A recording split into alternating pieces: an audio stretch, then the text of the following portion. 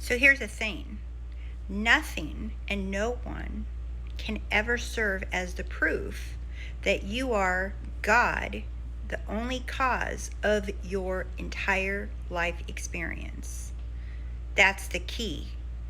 That you are the cause. So to look at the reflection, which is cause, and then there's a reflection of cause, why would you look at the reflection as proof and evidence? See, I'm talking to a client right now, and I was explaining this to her, saying God doesn't need proof that it is God. Because if I could explain it to you with an analogy, or I can explain it to you in somehow, then that thing or explanation or analogy now becomes the how you understood or accepted or recognized that you are God. God doesn't need proof to know that it is God. God doesn't need evidence to know that it is God.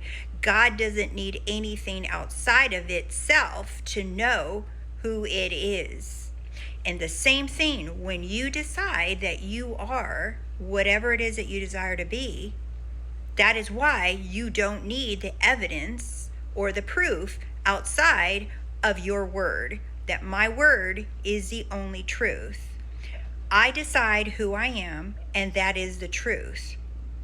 But the moment you start looking at the reflection and you start saying, where is it? I've done it for this long. You're still thinking that something other than your divine, holy, perfect, complete word is not enough. You're saying that something else, there has to be something else other than my word as God.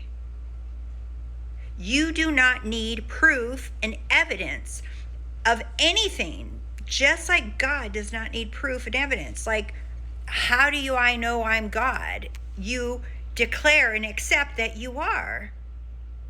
There can't be a reason. There can't be evidence. There can't be scientific research. There can't be spiritual teachers from the 1800s telling you that you are God. Do you see? It's only you. Nothing and no one else can tell you who you are. And the moment that you start looking to another, to a teacher, to a book, even there's freaking amazing teachers. Amazing teachers, like even Neville Goddard studied other teachers before him.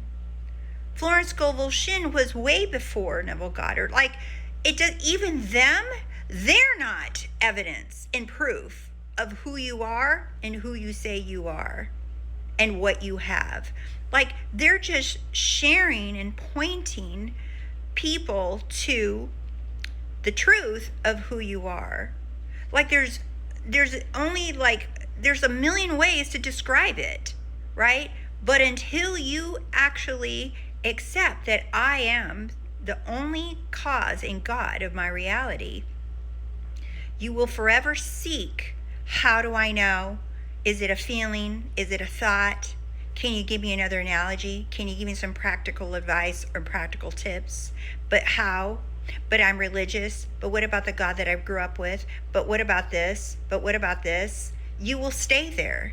You will live in your sins. Those are the sins when you choose evidence outside of yourself to know who you really are.